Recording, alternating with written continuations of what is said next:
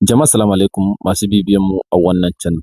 Wannan bidiyo ne wanda shinshina ne ga dakarun sojojin mu na jamhuriyar Nijar, kuma bidiyo ne wanda yana da matuƙar muhimmanci. Don haka kafin ka fara sauraron wannan bidiyon, ka yi ƙoƙari ka ma wannan bidiyon liking kuma ka yi partagen shi, sannan ka yi subscribe domin muna buƙatar bidiyon ya shiga ko'ina. Saboda yayin da mu muke can muna hidindimun sallah muna bukukuwa a cikin gidajenmu, dakarun sojojin ƙasar Nijar sun gudanar da wani gagarumin al'amari wanda ya kamata a ce duk wani ɗan ƙasa a duk inda yake ya fito ya jinjina ga dakarun sojojin ƙasar tamu ta jamhuriyar Nijar. Duba da cewa irin wannan abu da suka gudanar ba a saba ganin irin shi ba a cikin faɗin ƙasar mu ta jamhuriyar Nijar. Don haka za mu shiga cikin shirin gadan-gadan, amma kar da ka manta ka fara danna ma wannan bidiyon liking kuma ka yi partagen shi, sannan ka yi subscribe a wannan tashar tamu domin samun muhimman labarai na cikin ƙasar tamu ta jamhuriyar Nijar. Kamar yadda kuke gani a cikin wa'innan fotuna, babban hafsan sojojin ƙasar Nijar Janar Musa Sallau Barmo ya ɗauki wani muhimmin mataki mai ma'ana da dabara, inda ya zaɓi gudanar da bikin sallar Idi wadda aka fi sani da Idi Alfitar a filin daga a yankin Tilaberi, yayin da al'umma da dama na jamhuriyar Nijar suke gudanar da shagulgullan bukukunan wannan sallah a cikin iyalinsu tare da iyalansu tare da 'yan uwa da amannan arziki. Babban hafsan sojojin ƙasar Nijar Janar Musa Sallau Barmo ya ɗauki ƙudurin cewa zai gudanar da wannan sallah ne a filin daga a wasu yankuna da suke fama da matsalar tsaro, domin ya tabbatar da cewa al'ummar sun gudanar da sallah cikin ƙoshin lafiya. Wani al'amari ne fa wanda ya kamata a ce al'ummar ƙasar Nijar su fito kwansu da kwarkwata domin jinjina ma dakarun sojojin namu na jamhuriyar Nijar da irin waɗannan matakan da suke ɗauka domin tabbatar da tsaro da zaman lafiya a cikin ƙasar mu ta jamhuriyar Nijar. Babban hafsan sojojin ƙasar Nijar Janar Sallau Musa ya gudanar da wannan biki ne tare da manyan jami'an rundunar soja da kuma al'umman yankin, musamman al'ummar da suke garuruwan da Wanzai Bara, Yantakala da Bisoya. Wa'innan garuruwa a nan ne babban hafsan sojojin ƙasar Nijar ya gudanar da wa'innan sallar ƙaramar idin bana wadda aka gudanar, wadda al'umma da dama sun gudanar da ita ne a cikin iyalansu. Su kuma dakarun sojojin ƙasar Nijar mafi yawancinsu domin ganin sun kare rayukan al'ummar ƙasar Nijar da talakawan ƙasar Nijar suka yanke hukuncin cewa ba za su yi wannan sallah a cikin iyalansu ba, za su yi sallar ne a filin daga. Kamar yadda kuke ganin farin ciki a cikin idanun al'ummar da aka ziyarce su yayin gudanar da wannan sallah. Za su yi sallah cikin kwanciyar hankali tare da tabbacin cewa akwai jami'an tsaro a tare da su domin gudanar da sallar idin bana cikin farin ciki da kwanciyar hankali. Wa'innan ƙauyuka guda uku da babban hafsan sojojin ƙasar Nijar ya zaɓi cewa zai yi sallah a wa'innan yankuna, ƙauyuka ne wanda suke tsakanin iyakokin ƙasashen ga guda uku wanda aka fi sani da ƙasashen IAS, wato Nijar, Mali da Burkina Faso. Shugaban ya tabbatar da cewa ya yi sallah ne a wannan yankin domin tabbatar da tsaro kuma da ganin lafiyar al'ummar da suke wannan yankin, domin kuma ƙara ma dakarun sojojin ƙasar Nijar wanda suke a wannan yankin ƙwarin gwiwa cewa dukkanin shugabannin ƙasar Nijar fa a tsaye suke domin ganin cewa an tabbatar da tsaro da zaman lafiya a cikin ƙasar mu ta jamhuriyar Nijar. Wannan mataki da dakarun sojojin ƙasar tamu na jamhuriyar Nijar suka ɗauka, wannan mataki na nuna jajircewa ga shugabannin sojojin ƙasar mu na jamhuriyar Nijar wajen ganin kasancewa tare da sojoji wanda suke a filin daga da kuma ƙarfafa gwiwa ga al'ummar da suke yankunan da ke fuskantar ƙalubalen tsaro a cikin ƙasar mu ta jamhuriyar Nijar. Da za a ce shugabanni dukkanin ƙasashen Afirka za su yi koyi da irin waɗannan al'amuran da ƙasashen IAS suke yi, musamman jamhuriyar Nijar, wajen ganin cewa shugabannin sojojin suna zagaye kuma suna ziyara inda dakarun sojoji suke gudanar da ayyukansu, musamman yankunan da suka fi fama da matsalar tsaro. Shugabannin suna kai ziyara domin tabbatar da cewa dakarun sojojin da suke wannan yanki da al'ummar da suke wannan yanki, gwamnatin ƙasar Nijar tana tare da su a kowane lokaci a duk irin halin da suke ciki.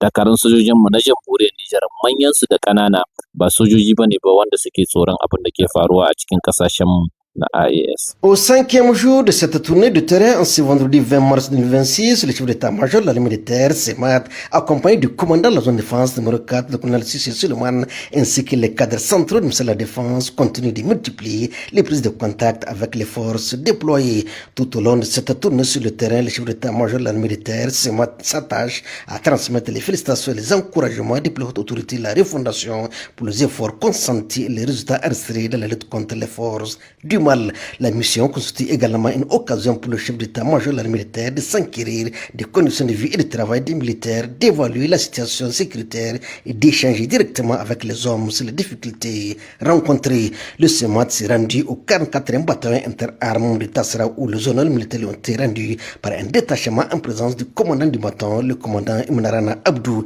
Il a ensuite assisté à la présentation du rapport général. À cette occasion, plusieurs thématiques ont été abordées, notamment la cohésion et la solidarité entre les forces engagées sur le terrain, la discipline, la vigilance, la collaboration avec les populations, la lutte contre la désinformation, ainsi que la mobilisation générale décrétée par le président de la République dans le cadre de la défense de la patrie.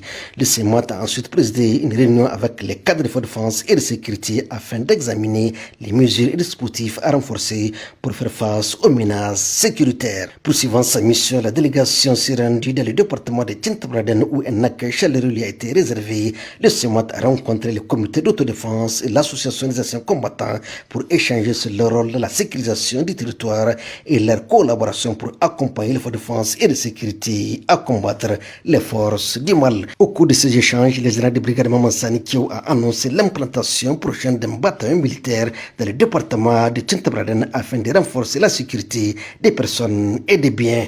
Cette annonce a suscité une grande satisfaction des chefs traditionnels lors de leur rencontre avec le CEMAT qui, après avoir transmis les salutations fraternelles des plus hautes autorités, a sollicité leur implication et leur collaboration pour appuyer les forces de défense et de sécurité à gagner la victoire contre les ennemis de la nation. Avant de quitter Tintabraden, le CEMAT s'est rendu sur le site devant abriter les futurs bataillons militaires du département de Tintabraden. La mission du chef d'état-major de l'armée de terre s'est poursuivie dans les départements de Kita et des non connus, toujours de la dynamique du renforcement du dispositif sécuritaire et de soutien aux forces engagées sur le terrain. Masha Allah, ina muku godiya da sunana da sunan dukkan iyalina. Allah saka da alheri. Ta bana dai ta ƙare kuma ko da yaushe aka yi azumi in sallah ta zo ana ma 'yan uwa da abokan arziki da abokan hulɗa ta yau da kullum barka da sallah kuma ana neman gafara ta irin kurakuran da suka samu a tsakanin juna.